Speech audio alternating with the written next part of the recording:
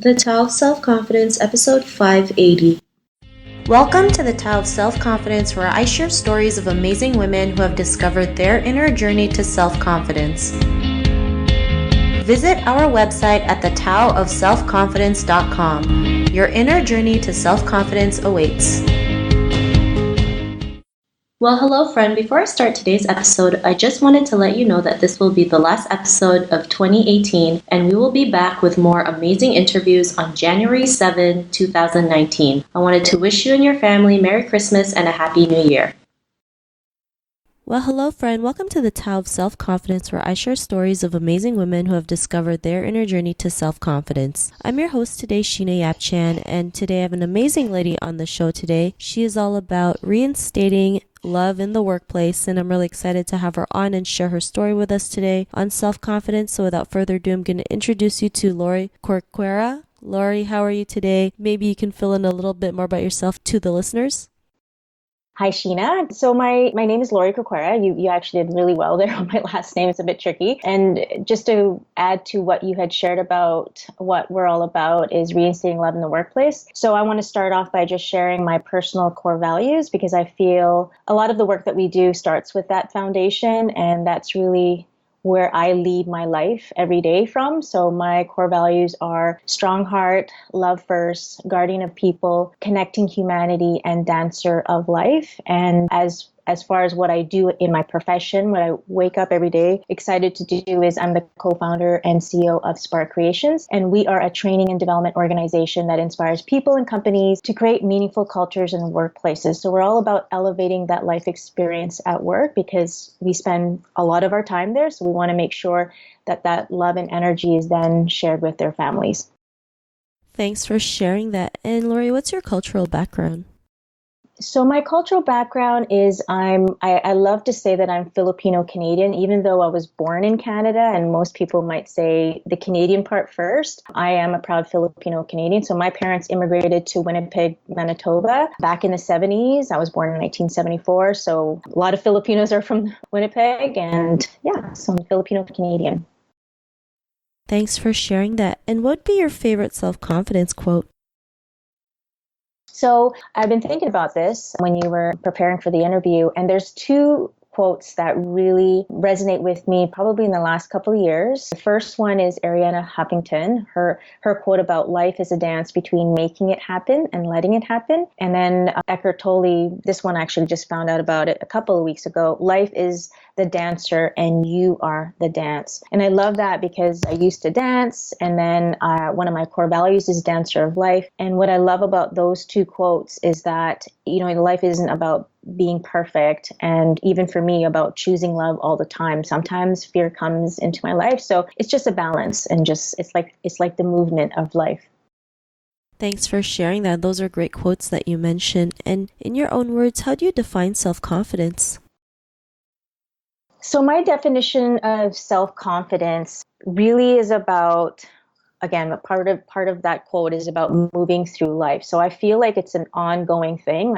Some days I feel really confident, and some days I don't. And that's okay, because I think life is about love and fear, but it's about how you live your life and what you choose, and how, what the choices that you make to live and come from a place of love. So for me, self-confidence is about loving first and having the courage to do that, even when not everyone is open to love, or you don't feel like sharing your love because the other person might not be responsive to that. But you're just going to continue choosing love, because you know that that's what brings fulfillment and what really ensures everyone feels cared for. Thanks for sharing that great definition. I always believe, love is, important when it comes to self-confidence, especially loving ourselves first. So thanks for sharing that. And Lorie, what was your life like before your discovery of self-confidence?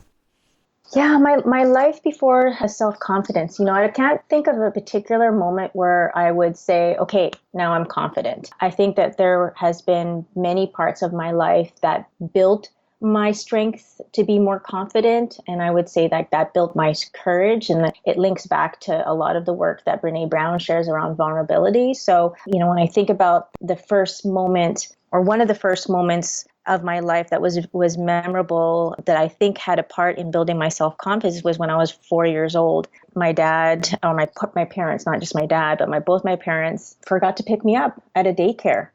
I barely remember it, but then there's just parts of it that I remember. But I remember myself somehow getting home, which is kind of weird because you're 4 years old. So like how would anyone from the daycare let someone who's 4 years old walk home? But somehow I left. I'm walking home. I find my house. I'm knocking on the door and no one's answering. And I just remember feeling, oh my gosh, like I'm not loved. What happened? Like my parents are not even here. I fell asleep on the steps. And then I remember a car kind of screeching into the driveway and my dad running out and feeling so bad, and kind of held me. And so I believe that what happened there was I felt abandoned, but then I felt cared for. But it actually made me feel really like independent and wanting to make sure I can take care of myself. So I think there was like a glimpse of confidence, but I think from that place, it came from a place of fear of not wanting to be left alone. And then over the years, when I went through my divorce and made choices that were really hard at the time, but somehow I made it through, and I did it anyway because it was for me. That's when I started to really build my confidence. Thanks for sharing that. And it's pretty crazy sometimes when you go through something like that, right? Especially at a young age, like 4 years old, like you don't really know what's going on, and then you have all these feelings. But it was great you were able to realize like the balance between the two. But what was that point in your life when you realized you can go out there and be the person that you are today and live the life that you want? What was that aha moment? Yeah, my aha moment, and I'm sure a lot of other women and men have gone through this, is my life-changing experience was a divorce. Unfortunately, when I look back in my life, I had to go through something like that to realize my worth and my true self. And this is why we do the work that we do, is because you don't need to wait for a life-changing experience to learn more about who you are and to build your confidence. But this is what happened to me. I was, because I was such a high achiever and, immigrant family, always ingrained in my brain and my heart that I'm so lucky. So I had to sort of prove to my parents that I could do it, and I was going to get married and all those things. And I ended up getting into a marriage just because I felt I needed to do it, but it wasn't someone that I was truly connected with. And then went actually through the same experience as my mom, because this person felt really familiar because he was very similar to my dad. And when I was being raised with my dad was very, very abusive to my mom. So I kind of, they say that, right? You marry someone who's similar to your father. So I ended up marrying someone who's similar to my father, also because of the pressures of getting married and fulfilling this, whatever successful life looks like, according to my parents. And then it fell apart. And then I lost myself and I lost my identity. And it was through that I felt, okay, I need to figure things out. Went to see a coach, and this coach, and this is the reason why I'm a coach today, this coach really brought me back to my core, made me realize that I was more than just this professional HR leader or, a wife or now ex-wife or a daughter. I was a human being with values and a purpose in life. And that just really changed my life. So looking back at my life now, Sheena, I was like, okay, I was so angry at my husband or ex-husband, but now I feel like had I not gone through that divorce, then I wouldn't have started Spark, because that was the reason why we started our company. We started holding women's retreats to help them realize their essence, just how I did, because it actually changed my life. Thanks for sharing that. And I know it's unfortunate to go through something like a divorce, right? And we see, these type of situations as some, like it's the end of all end. It's the end of the world. We can't get back up, but we can, right? Like what you did. You're able to, pick yourself back up and start moving forward and live life according to your terms versus what other people might want you to live by, right? And because of that, what's your life been like now? Yeah, I mean, like in those moments where it's so dark and heavy and you feel like you've hit rock bottom, like those, you don't see it in the moment. So that's, one of the things I wanted to share as part of the self-confidence is that when the moments that I was so low, like the hardest moments, actually, I feel they actually increased my capacity for more love. Had I not gone through those crazy moments, I don't know if I could love the way I love today. Like, I don't know if I could be confident the way I am today without going through that. So there's I can't even remember the quote, but there's something around, there's the star, you can only see the stars in the darkness, right? And I really feel that those moments happened in our life for a reason, or in my life for a reason. So my life today is that I'm way more fearless, or I welcome change, and I welcome uncertainty and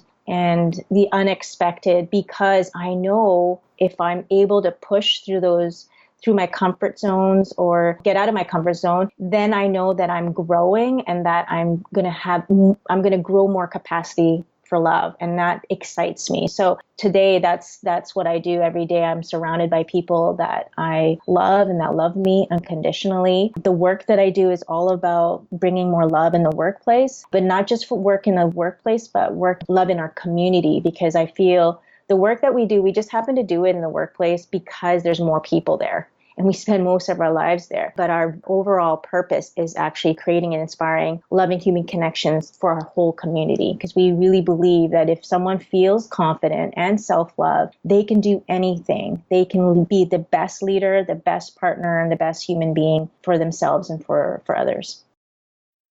Thanks for sharing that. And Lorie, to the woman who's listening to your episode, she may be in her own journey to self-confidence. What would be that one tip you would give to her? Yeah, my one tip would be start getting to know who you are. And I know that isn't something new. So what I would say to complement all the wonderful things that you're doing, like I know a lot of women that take a lot of courses and retreats and whatnot, right? So that's great. You're open to it. You're curious. You're learning more about yourself. But there's a difference between knowing and then actually really believing that is who you are, and actually having acceptance of all your colors of your life. And I think that's the hardest thing, is that we're so hard on ourselves. We feel like we're getting on this hill and we're feeling we're achieving everything. And then one thing, a bad relationship, a bad comment, a bad experience starts to affect you. And then it's almost like you've forgotten everything that you've done up until that moment. So I think having that love circle also is there to support you. Every time I have a bad day, I just call my girls or my people, and they're there for me, and they remind me who I am, and I'm back on track. So get to know who you are, start to believe it, start to surround yourself with the people that love you, and just keep falling in love with yourself, and just be kind to yourself and others. Thanks for sharing that.